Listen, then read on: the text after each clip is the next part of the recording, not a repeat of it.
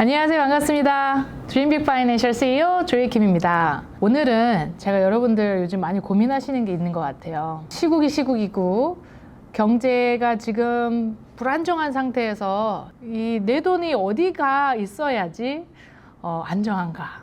그렇다고 또 너무 안전하다라고 하면 이자가 적기 때문에 어떻게 하면은 진짜로 좀 부자 좀 될 수 있는가, 뭐 여러 가지 그 재테크에 대해서 고민이 좀 많으실 것 같아요. 오늘 제가 어떻게 재테크를 하는 데 있어서 꼭 신경을 써야 되는 것들을 가르쳐 드릴게요.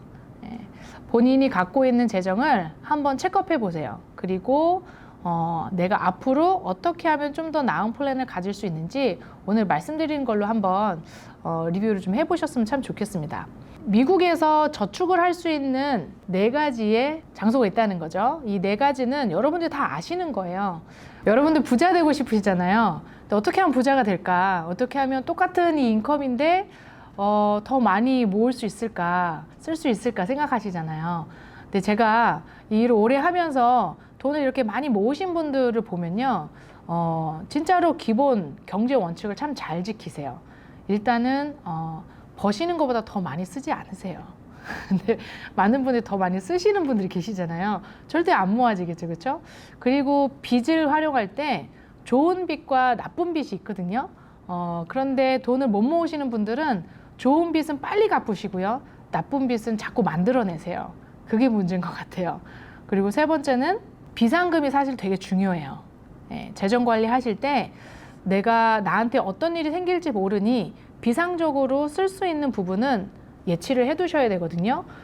그게 한 달의 인컴의 한 3배에서 4배 정도는, 그러니까 6달치 정도죠. 6달치 정도는 비상금이 사실 따로 있으셔야 됩니다. 그래야지 비즈니스 하시는 분들이라든지 뭐 직장을 다니시는 분들도 돈을 버시다가도 좀 내가 생각하지 못한 일이 벌어졌을 때 이 비상금이 그 몇 달을 살게 하거든요. 그래서 다시 또 인컴을 창출해낼 수 있는 그 기간을 벌어주는데, 이 비상금이 없으신 분들은 내가 장기간에 있는 저축을 깬다든지 아니면 어딘가에서 빌린다든지, 그 빌린 돈이 또 나쁜 빚이 돼서 갚지도 않아야 되는 이자까지도 계속적으로 높은 이자로 갚아야 된다면 이 재정의 상태가 다시 무너지는 겁니다. 그래서 이 비상금 예치가 사실은 되게 중요해요. 또 하나는 내 전체적인 이 재정을 딱 지켜낼 수 있는, 여러분들 왜 모래 위에 성을 쌓지 말자라고 하잖아요. 그것처럼 내가 뭔가 열심히 막 이 재정 관리를 하고 재테크를 하고 있는데 결국 내가 생각하지 않은 그 부분 때문에 이게 다 와르르 무너진다면 얼마나 시간이 아깝고 얼마나 그게 힘든 일이겠어요. 그렇죠? 그래서 재정 관리도 프로텍션이라는 게 있어야 됩니다.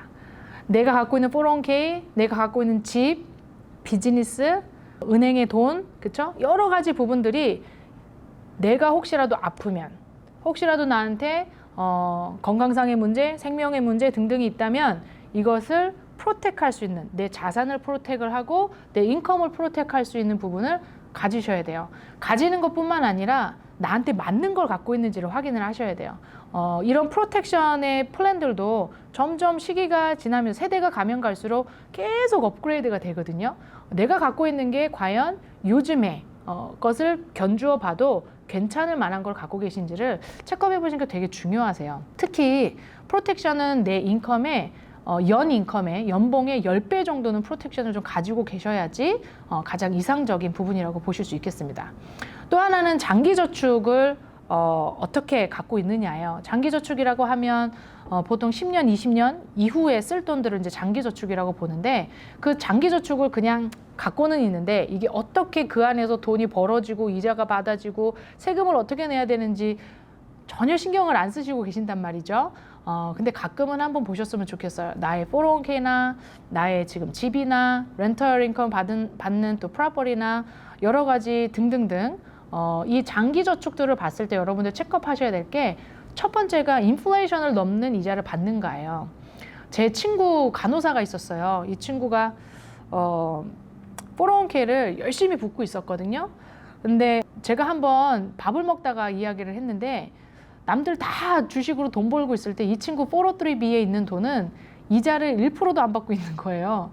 아니 너 왜 이러고 있었니 하니까 10년 전에 이 미국에 서프라임 모기지 생기고 주식이 다 떨어졌을 때 그때 무서워서 다 옮겨놨다는 거예요. 안전한 곳으로.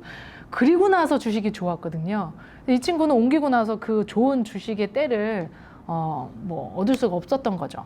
그래서 지금 뭔가를 하자고 하면 이제는 또 주식이 떨어지는 때 아닙니까? 이런 것들을 봤을 때 내가 갖고 있는 장기적인 거, 나 이거 30년 후에 쓸 거야, 20년 후에 쓸 거야 라고 들여다보지 않으면 그 좋은 때를 다 놓치고 또 힘든 때를 또 다 겪고 비 사이로 막 가시는 거죠. 제 친구가 이제 그렇게 되고 나서 저한테 이제 어떻게 하면 되겠냐고 이제 상담을 하면서 플랜을 좀 알려줬는데요. 그것처럼 내 장기 저축에 대한 것을 따지실 때 이자를 받는 게 인플레이션보다 높은가를 보셔야 돼요. 지금 인플레이션이 지금 해는 지금 8% 정도 되거든요. 내 장기 저축이 8% 이상 이자 받는 게 사실 쉽지 않죠. 그런데 좀 긴 기간의 인플레이션을 본다면 한 3%에서 4% 정도 물가가 상승된다고 여러분들 생각하시면 될 거예요. 그러면 내 장기 저축 3, 4% 이상은 받고 있는가 체크를 해보셔야겠죠. 예, 그렇지 않다면 지금의 값어치가 그때 당시에 가서 그 값어치가 안 된다는 사실인 거죠. 그냥 안전하게 떨어지진 않아, 안전해 라고 해서 좋을 게 아니라 이 물가 상승을 넘어서는 부분이 필요하다는 겁니다. 저는 요즘 물가 상승률에 대해서 이야기를 할 때 예전에 왜 콩쥐 팥쥐 있잖아요. 여러분들 콩쥐 팥쥐 이야기 아시죠? 거기에서 우리 콩쥐가 집에 남아가지고 막 이렇게 항아리에 물을 부으라고 그래서 엄마가 시킨 그 심부름을 한단 말이죠. 근데 항아리에 막 물을 붓고 있는데 밑에 독이 깨어져 있었던 거예요. 그럼 아무리 열심히 부었어도 시간이 지나서 열심히 노력은 했는데 항아리를 들여다보니까 물이 그만큼 차있지 않더라는 거죠. 만약에 중간에 두꺼비가 나타나가지고 콩쥐야 콩쥐야 밑에 독이 깨져 있단다, 내가 거기를 막아줄게 하고 막아줬다면 그 열심히 부었던 그 물이 다 가득 차고도 넘쳐 흐를 정도가 됐을 텐데 중간에 독이 깨진지를 체크를 안 했다면 이 콩쥐는 눈물을 더 흘렸겠죠. 저는 이게 인플레이션 같아요. 여러분들 열심히 돈을 벌고 저축은 열심히 한단 말이에요. 그런데 인플레이션이라는 게 매년 3%, 4%, 지금 이번에는 8% 정도로 밑에 독이 깨져 있어요. 물이 막 흘러나가고 있어요. 그것도 모른 채 계속 열심히만 한다고 해서 되지 않는다는 거죠. 그럼 여러분들이 넣어놓은 물이 잘 담겨져 있는지를 확인하시는 거, 그게 좀 필요할 것 같아요. 두 번째는 리스크 파트인 것 같아요. 리스크. 주식이 좋은 겁니까? 안 좋은 겁니까? 당연히 좋죠. 그런데 여러분들 주식이 어떻게 움직여지는지를 좀 아셔야 될 것 같아요. 여러분들 다 아시다시피 주식으로 돈을 벌려면 값이 낮았을 때 사야 되고 값이 높았을 때 팔아야 됩니다.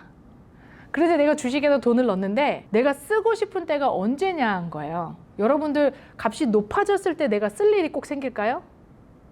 제가 보면 사람의 인생은 머피의 법칙처럼 꼭 주식이 떨어졌을 때 돈 쓸 일이 생기는 것 같아요. 뭐 다 그럴 수는 없지만 어쨌든 주식이라는 게 오르고 내리는 부분이 있으니까 내가 원하는 때에 올라져 있어야 되는 거예요. 그럼 그렇지 않다면 주식뿐만이 아니라 다른 부분으로도 주식만큼은 이자가 혹은 안 되더라도 언제 빼더라도 이 정도 이자는 될 수 있어 라는 곳에 있어야지 주식을 잘 활용할 수 있는 방법이 되는 겁니다.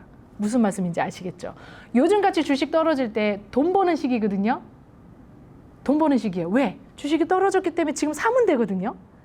그런데 내 돈이 다 주식에 있어서 지금 다 떨어져가지고 빼서 살 돈이 없습니다. 그래서 돈을 못 버는 거예요. 지금 말씀드리는 거 굉장히 아주 단순한 이야기 같지만 많은 분들 재정관리 제가 체크해보면요, 올인들 많이 하세요.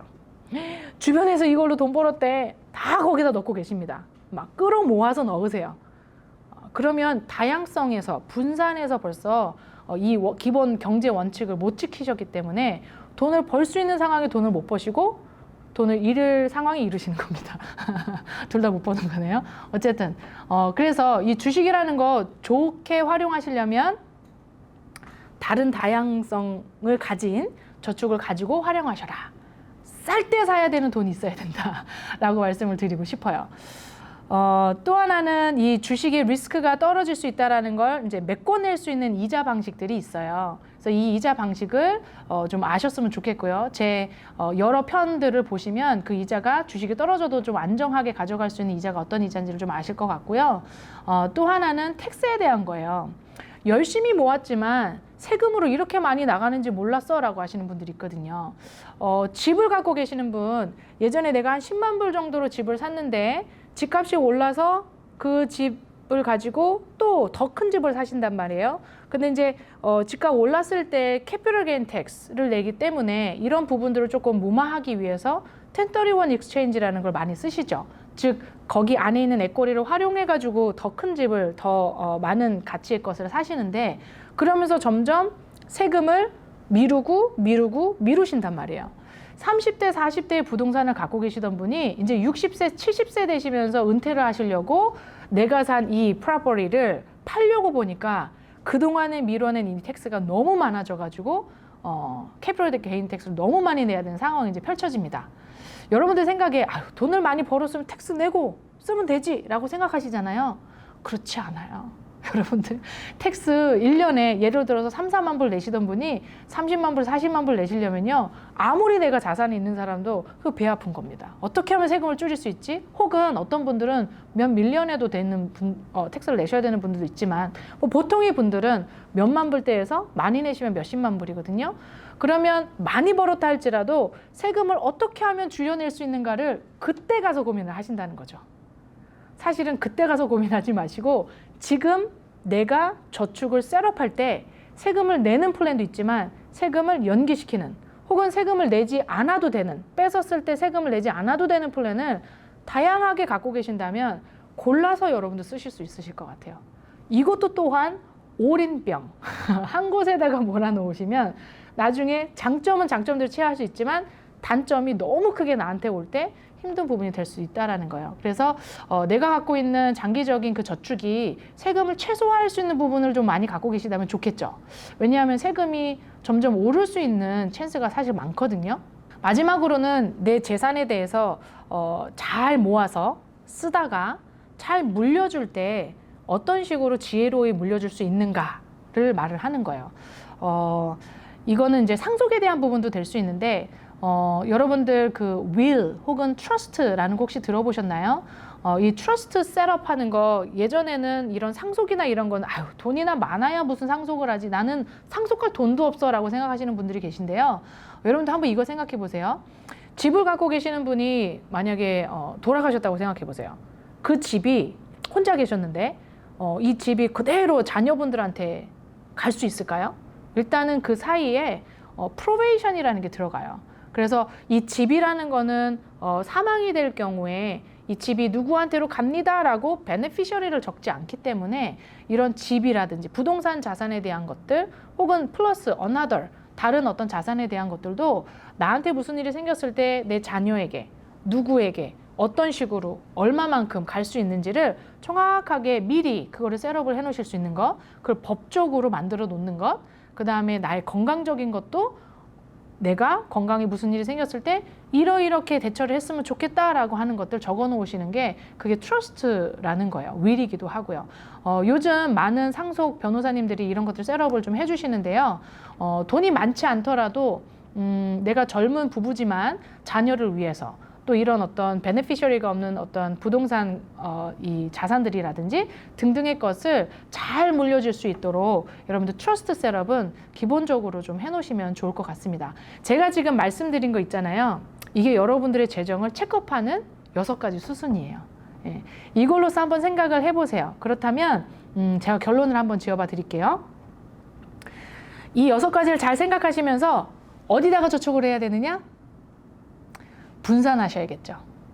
은행과 부동산과 주식과 또는 인슈런스. 이 인슈런스 회사가 연금도 다루는데요. 이 4가지의 부분을 통해서 나의 돈을 적정하게 단기 저축, 장기 저축까지 다 될 수 있도록 다양성을 갖추셔야 돼요.